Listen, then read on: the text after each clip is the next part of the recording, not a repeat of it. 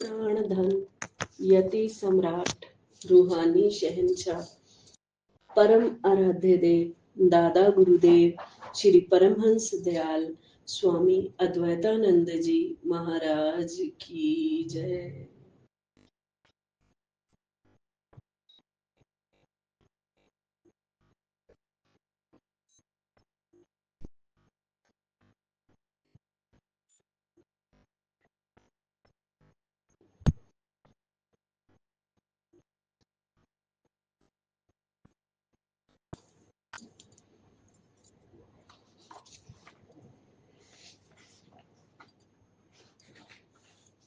रूहानी शहंशाह, अनंत श्री विभूषित, ब्रह्मनिष्ठ, ब्रह्म श्रोत्रिय, श्री 1008 श्री सतगुरुदेव स्वामी स्वरूपानंद जी महाराज की जय।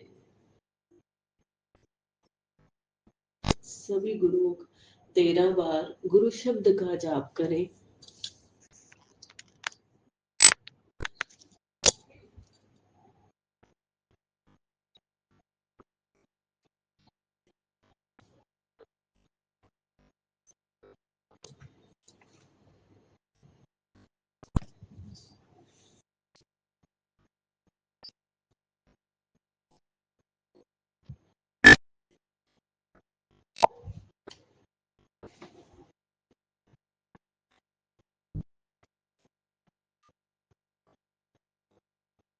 गुरुमुखों, हम जो ग्रंथ पढ़ और सुन रहे हैं, ये ग्रंथ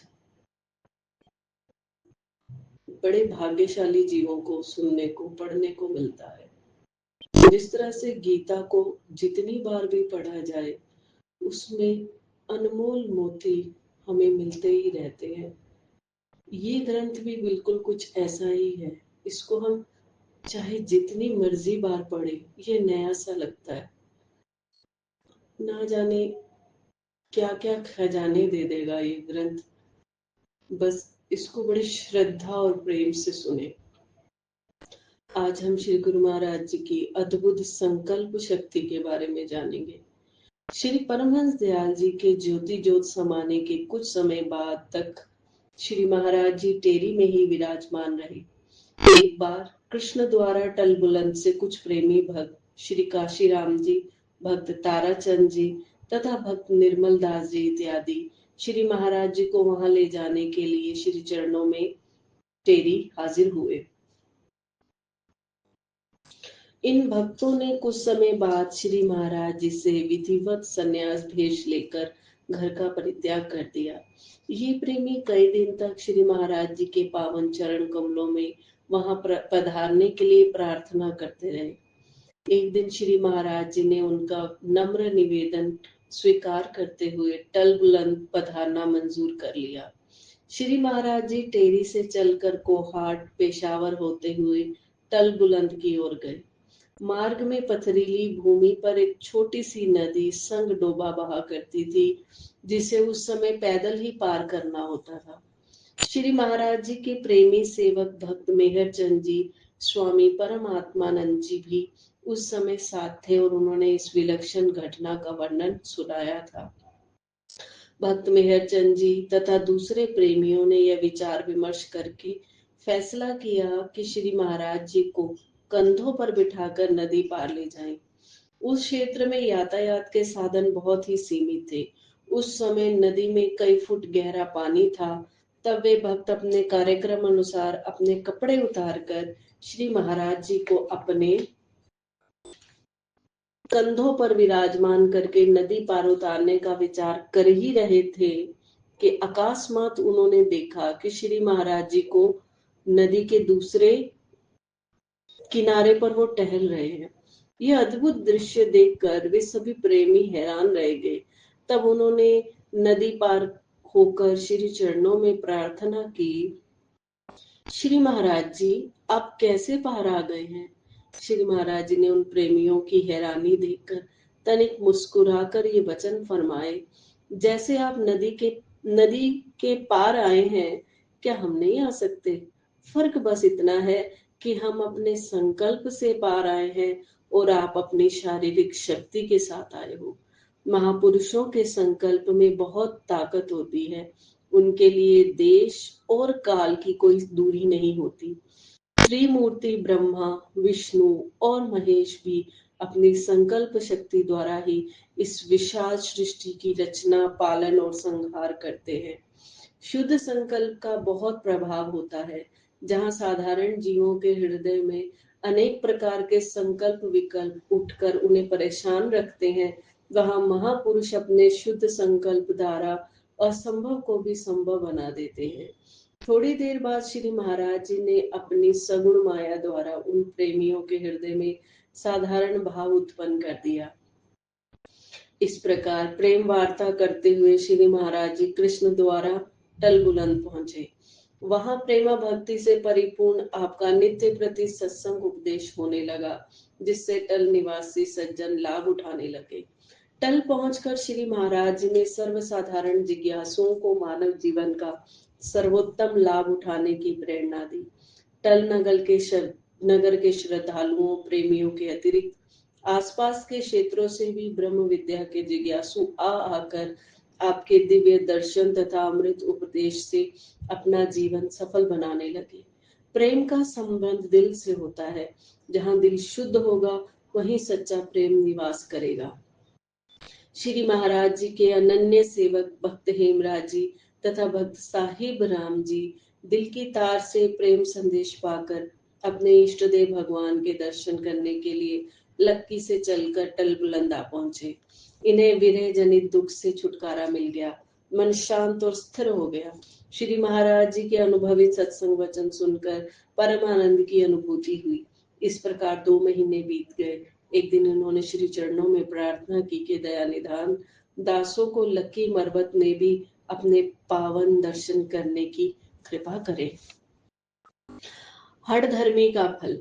इन प्रेमियों की विनती सुनकर श्री महाराज जी ने फरमाया, अभी कुछ दिन ठहर कर चलेंगे।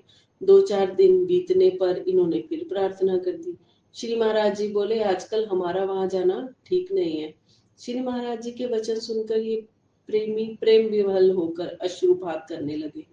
अंत में विवश होकर श्री महाराज जी को इनकी विनती स्वीकार करनी पड़ी। एक दिन टल से चलकर इन प्रेमियों के साथ कोहाट रेलवे स्टेशन पर उतरे। वहां से मोटर पर सवार होकर बन्नू की ओर जाना था। श्री महाराज जी ने फिर से वचन फरमाए, देखो भाई, हम आपके प्रेमवश वहां जा तो रहे हैं, पर इसका परिणाम अच्छा नहीं होगा। अभी हमारा वहां जाना ठीक नहीं है। इन दोनों प्रेमियों ने प्रार्थना की, जैसे श्री महाराज जी की मौज। यह सुनकर श्री महाराज जी हंसकर बोले, मुंह से तो आपने ये शब्द कह दिए कि जैसे हमारी मौज, परंतु जब हमने अपनी मौज दिखाई और लक्की जाने का प्रोग्राम बदल दिया, तो फिर आप पश्चाताप करेंगे। भला इसी में है कि सच्चे दिल से आप हमारी मौज से में खुश रहें। इन्होंने विनती की, हम आपकी मौज में प्रसन्न हैं। इस प्रकार श्री महाराज जी बस से उतरकर स्टेशन की ओर चले। इधर ये दोनों भक्त भावावेश में आकर रोने लगे। श्री महाराज जी को जब यह समाचार मिला कि लक्की वाले प्रेमी रो रहे हैं, तो प्रेम के वशीभूत होकर आप बोले, हमको तो पता ही था कि लोग हमारा वियोग सहन नहीं कर सकेंगे। ये लोग हमारा वियोग सहन नहीं कर सकेंगे। इनका प्रेम तो सच्चा है, परंतु प्रेम में इस समय इनको आज्ञा का भी ध्यान नहीं। तब श्री महाराज जी ने लक्की जाने का कार्यक्रम फिर से बना लिया। कोहाट से तार द्वारा लक्की की संगत को श्री महाराज जी के वहां पधारने की सूचना दी गई। इधर कोहाट से चलकर श्री महाराज जी तहसील बांडा में टेरी के समीप पहुंचे तो आप बोले, टेरी निवासी भक्त अमीर चंद जी वहां पधारने के लिए प्रार्थना कर रहे हैं। यदि हम इनके साथ जाएं तो अच्छा है। आपके लिए फिर कभी कार्यक्रम बनाएंगे। अभी वहां जाना ठीक नहीं है। पूर्ण सदगुरु तो भविष्य दृष्टा होते हैं। उनके लिए तीनों काल, भूत, वर्तमान और भविष्य खुली किताब के समान होते हैं। वे प्रेमी श्री महाराज जी के संकेत को ना समझ सके और उसी प्रेम डोर में बांधकर हरजूर जी को लक्की ले आए। जब लक्की स्टेशन पर आए तो कोई भी प्रेमी श्री महाराज जी के स्वागत के लिए स्टेशन पर ना आया हुआ था और ना ही वह तार जो कोहाट से भेजी थी वहां पहुंची थी।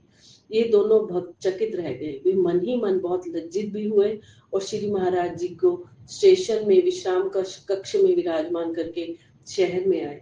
वहां जाकर पता चला कि बिरादरी के सभी लोग भक्त हेमराज जी के चाचा जी के लड़के के स्वर्गवास हो जाने के कारण शोक सभा में बैठे हैं। यह समाचार पाकर इनकी जो मनोदशा हुई उनको शब्दों में वर्णन करना कठिन है। सारी खुशी समाप्त हो गई।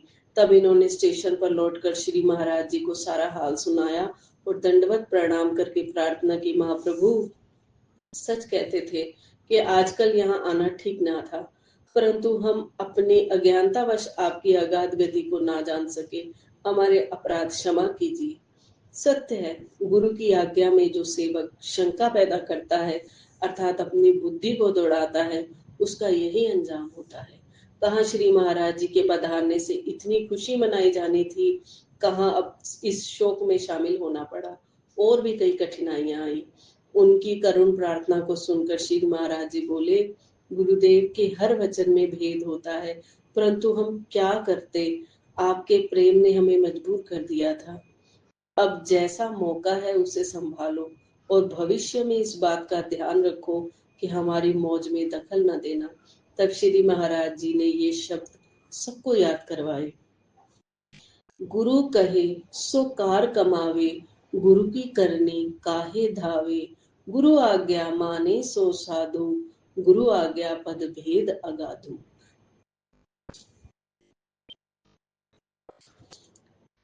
लकी मरवत से प्रेमियों सहित श्री महाराज जी टेरी लौट आए।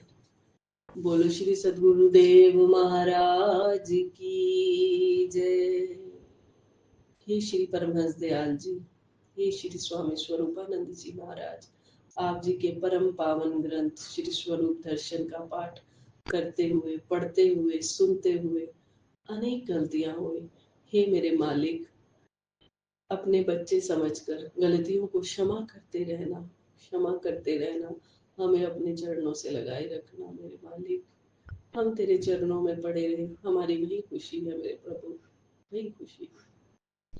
मैं अपराधी जीव हूँ, नख शिख भरा विकार, अपनी दया से सतगुरु कीजिए भव से पार, अपनी दया से सतगुरु कीजिए भव से पार।